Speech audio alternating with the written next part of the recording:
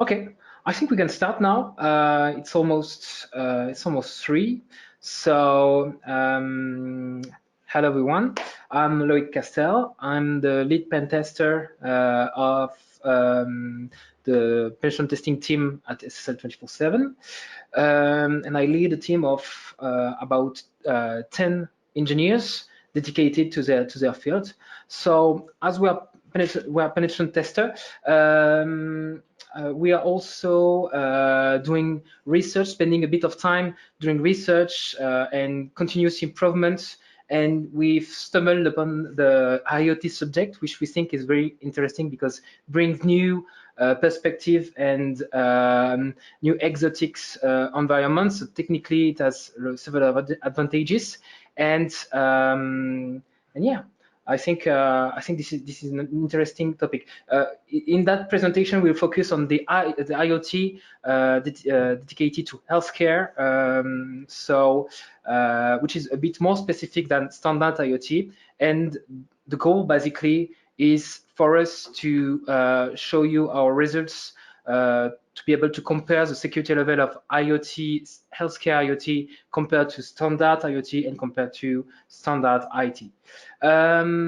So yeah, also need to specify that our team is CREST registered tester. We have a CREST registered tester, OSCP. So we're doing a lot of penetration testing. And you will see that our methodology is quite identical when we deal with IoT research.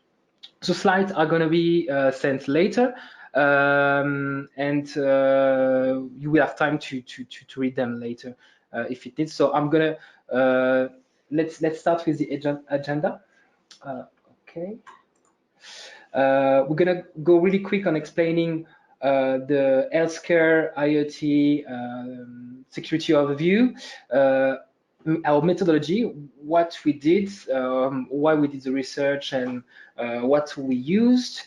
And we're going to spend a lot of time on case study 1 on the smart breathalyzer, and on case study 2, which is a smart electrostimulator. So the first case would be kind of passive attack, tampering the data sent to the mobile app. And the other would be the opposite side, will attack the IoT itself.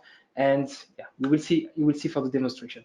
In the end, we will have time for questions, so about 5 minutes for question, and the full demonstration, the full webinar will last around between 25 and 30 minutes. Okay, so I think we can crack on. There have been previous research, of course, in the IoT field, a lot. In the healthcare IoT field, a bit less, but the main one we identified are the one listed on that slide. The one I'm going to talk about quickly is by the research done by Barnaby Jack in 2012, so 7 years ago. He demonstrated the possibility to take control of a pacemaker inside someone or outside, of course, for the demonstration outside, and basically remotely take over the control, upload malicious firmware, and being able to shut it down remotely.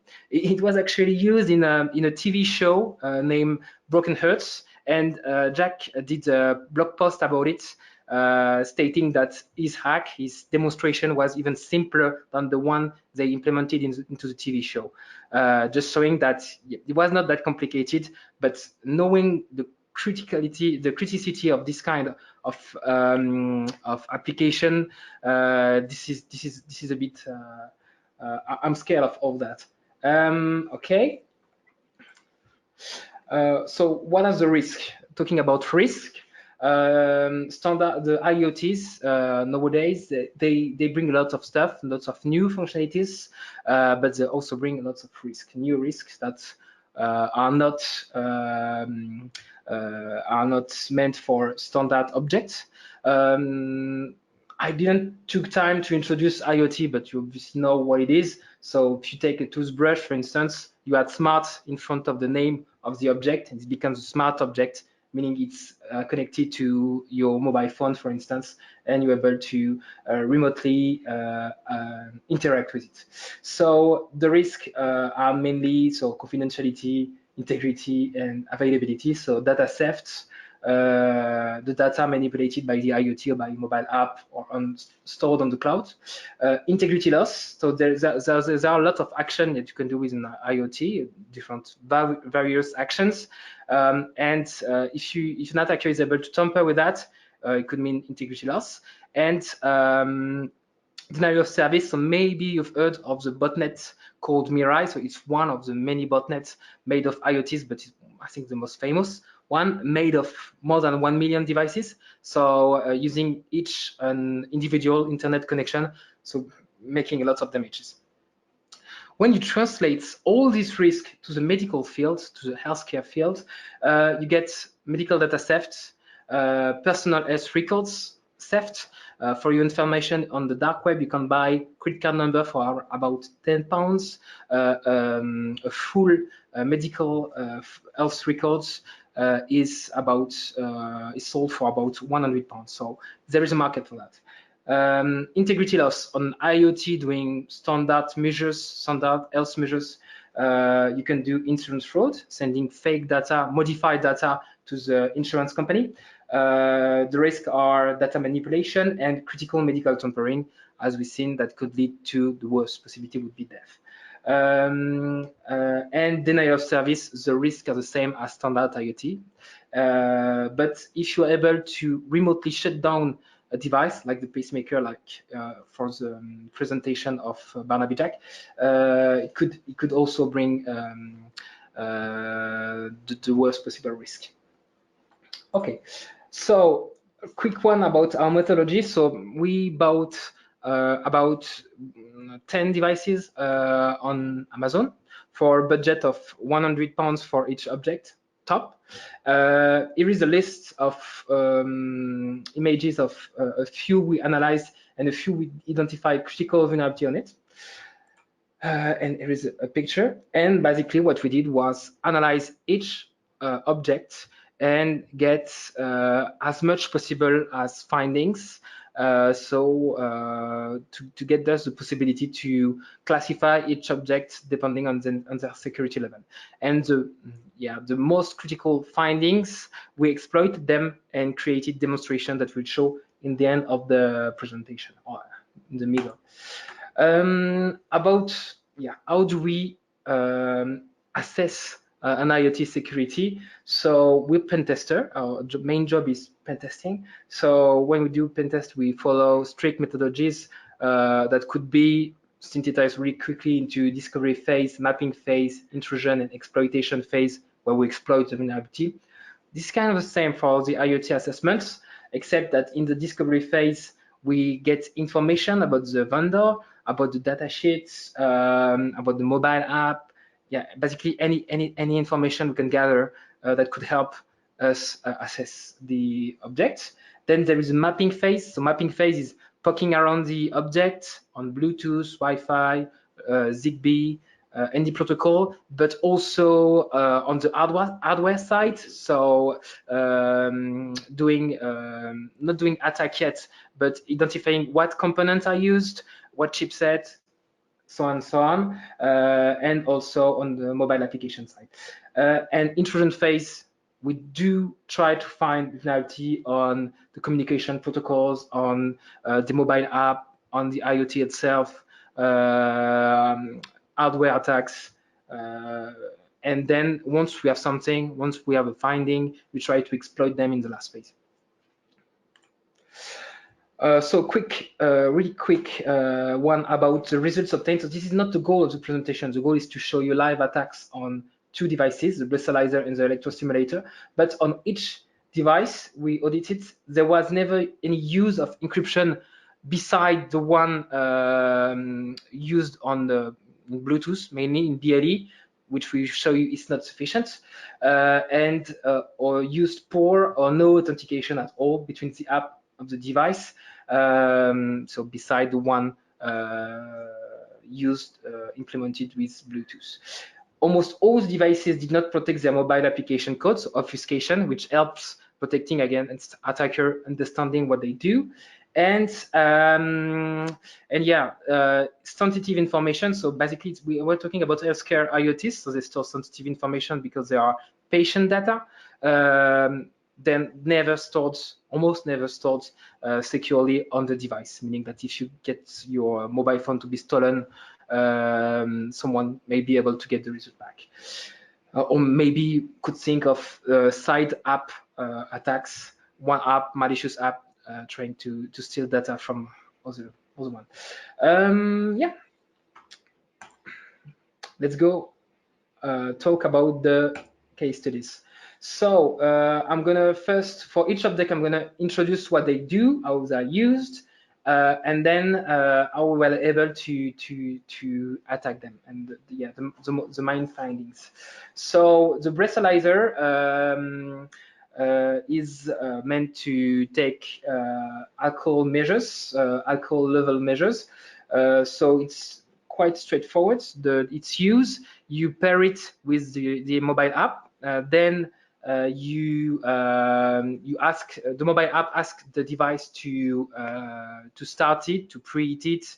Then the user is asked to blow in it, and the result is shown on the phone screen. Okay, so the device uses the BLE protocol to communicate. As we said, there is no protection algorithm, protection protocol on top of it, so it relies only on BLE to secure the communication.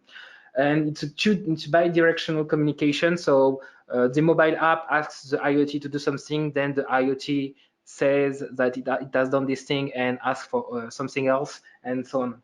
And what are the risks tampering with the results? So imagine during a police control, if you're able to spoof the results and make it look like you are drunk when you're sober, and vice versa, then this could be interesting for an attacker. And also medical data theft. So alcohol data theft. What are the tools we use? So we use many different tools on frameworks. But the main one we used and that are interesting for in this case are BeetleJack, written by a French researcher named Virtual Labs Damien Coquille, and it helps us a lot because, especially for the sniffing parts, because we're able to sniff the Bluetooth packets, and then that enabled us to understand the protocol on top of Bluetooth. Yeah, basically to be able to understand what type of packet is sent for each action, and what value in that packet are meant to be the alcohol level or the request parameter, and so on. And you probably don't know about that tool. So that tool is named Blex, and it's an internal written tool by Alexandre, one of the pen tester of my team, and it enabled us to clone a device, to clone a slave, an IoT, to make it look like, to attack the mobile apps, to make it look like it's connected to the real IoT, but to send fake results.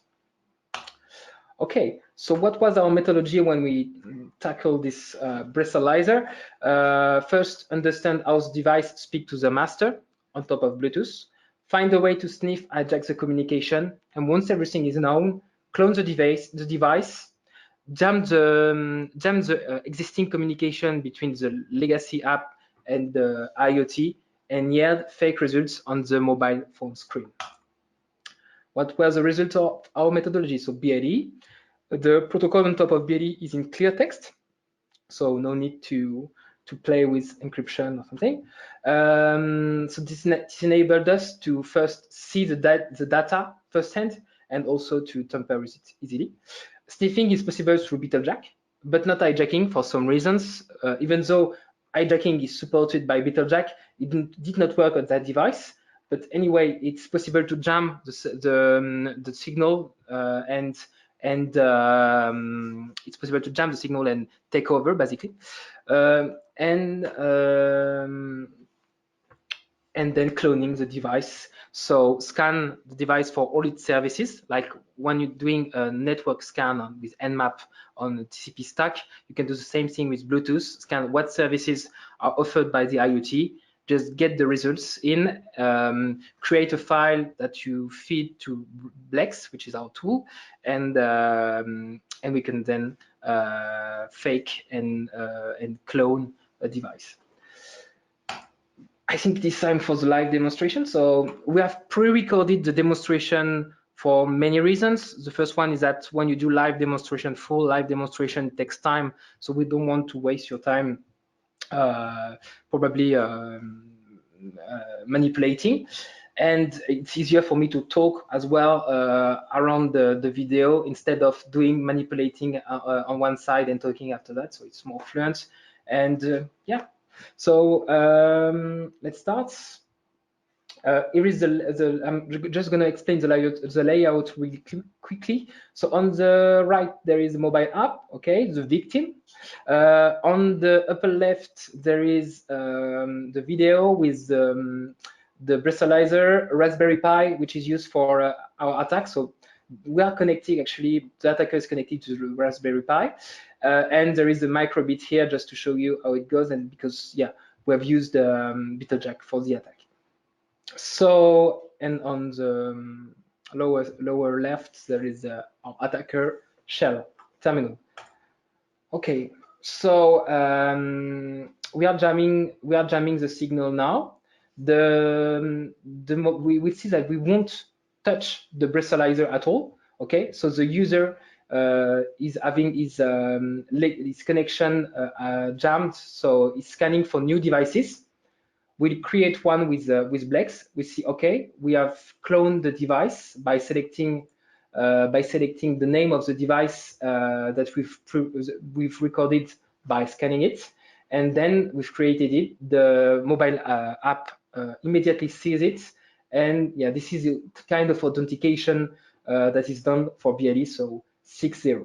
Okay, let's pair with it. So the victim is thinking that it's connecting to the breathalyzer, but it's connecting indeed to our Raspberry Pi. And then we see from Blex that we have here a new client with address something has been accepted. So this is the victim. And we see a list of available actions from that we've reverse engineering based on the communication. So it's not written as is, but we have recorded each action, each packet, and mapped each packet with its corresponding action. So we see 6 actions, sorry, and we'll go make the full exchange. So from the mobile side, we have a start test button. So we're going to show the mobile app. We're going to show the phone and click on start test, requesting a breathalyzer test. Okay. Then the Blex tool will have an action. It will be asked for action. So we say, okay, init BLE, init the communication, and then warm up, so preheating. And the mobile app gets the preheating request and start doing the countdown. And then we'll ask the user to start blowing. So we will blow in his breathalyzer, the real one, without thinking that it's not actually used, but and we'll be able to send our own results. We send an analysis data request, and then we finished with a really high call level, completely against the law, that we artificially put on the mobile app. Okay, so in that demo, we've been able to show that it's possible to tamper with actual data. We chose to do it manually to show you each step one by one, but of course this can be automated so it's more fluent and the user can think that is actually connected with a real breathalyzer, but is not. Okay, I think we can switch to the next object, which is an electrostimulator. And this electrostimulator is we will show an opposite attack. So instead of targeting the mobile app, the master will target the slave. So and we show that it's possible to connect, to hijack the existing connection and connect on the electrostimulator to remotely control it. So okay, so this is a beast. We will see it in action in the video. So its use is really straightforward at all. You put it on your muscles, so on your biceps, for instance. On the demo, I put it on my hand because it's less painful. But if you put it on your biceps, it will start stimulating this muscle or do massage. Its use is quite straightforward. You can control the strength. You can control the time, the timer, the stimulation length, the frequency, start, stop, this kind of stuff. It also uses BLE protocol to communicate. So exactly the same. We use exactly the same methodology as for the breathalyzer, except that in that case, we'll not be cloning the device. We will jam an existing connection and then connect to the device and induce something. And yeah, sensitive action on the device, because in that case, this device gives electrostimulation. So we try to modify that object, that action, to make it a bit more annoying and maybe painful. So the risks are tampering with the device use, so harassment, or remote activation, deactivation for battery depletion. But of course, you can imagine that in that case, we just wanted to take an object that is quite safe to use, but we could imagine that other healthcare IoTs with more critical functionalities, the same kind of attack could be imagined. Okay, so let's switch to the demo.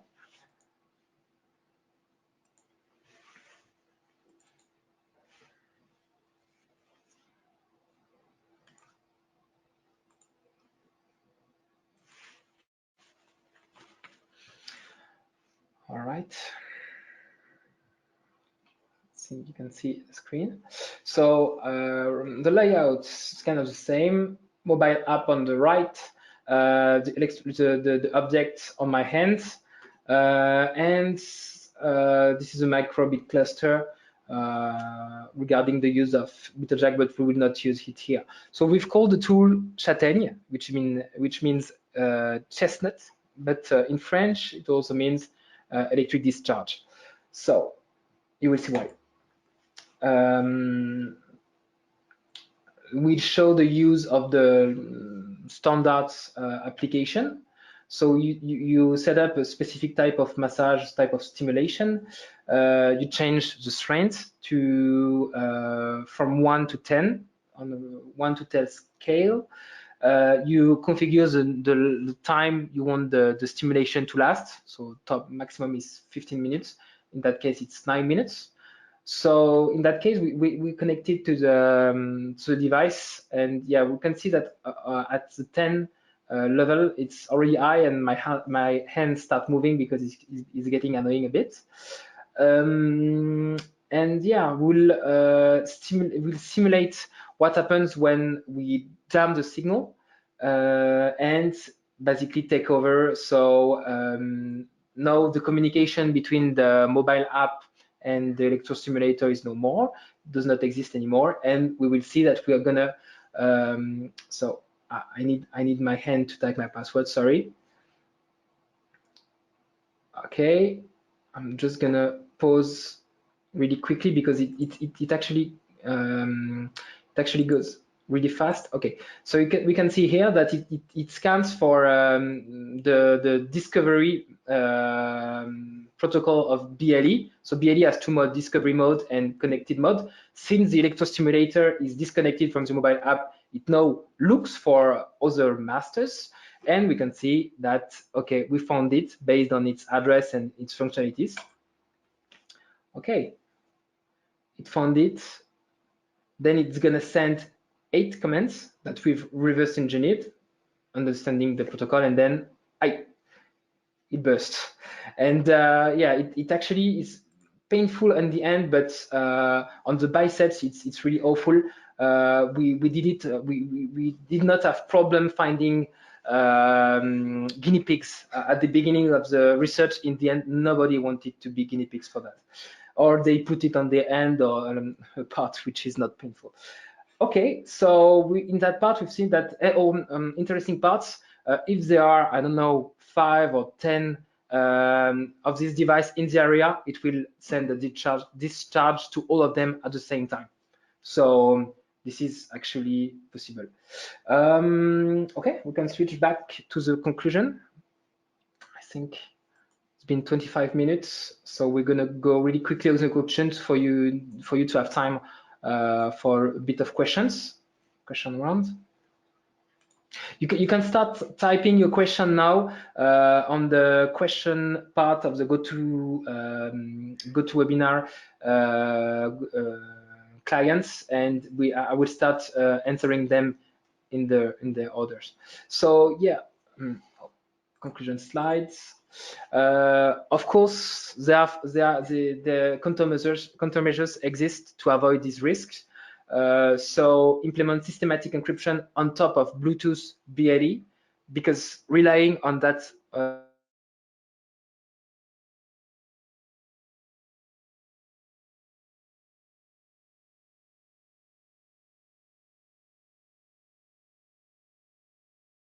only call is not sufficient, definitely. Which is less mature. Tools are actually existing and becoming more efficient, and also authenticate each device, each IoT device with the mobile app.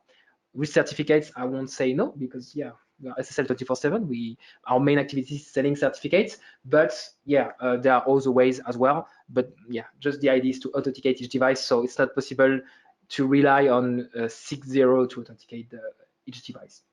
And the cloning possibilities is erased.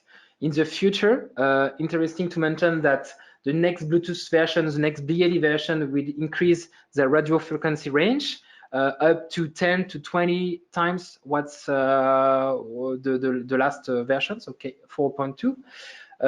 So on basically the scale, we go from local, from a room to a block. So this could be interesting for attackers targeting more people at the same time, especially if they use specific hardware, antennas, and so on. So they could target even more.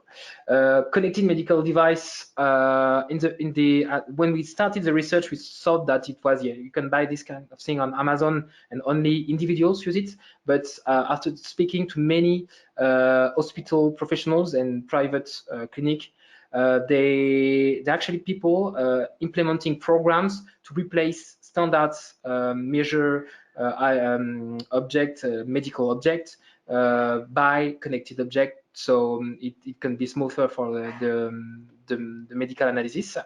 And yeah, so that means that this research also applies to the professional field, not only individuals. And regulation are coming. So in the EU, it will be 2020 with a regulation on health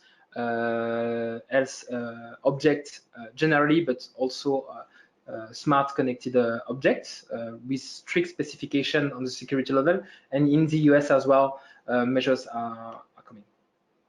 Okay, so I think it's time for question. Would you consider releasing Blex, which is an internal tool? Yes, we do. We just waiting. So we have a version that works on Raspberry Pi and on standard laptop. We want to port it on an ESP, so it's more portable, and ESP costs, I think, 10 pounds. So on cheap devices to be able to do the simpler implementation, and we want to add functionalities to it to be more like a framework instead of just a cloning facility. So yes, we'll be releasing it. On the roadmap, it's in the end of the year. Have you tried hacking in wearable activity counters?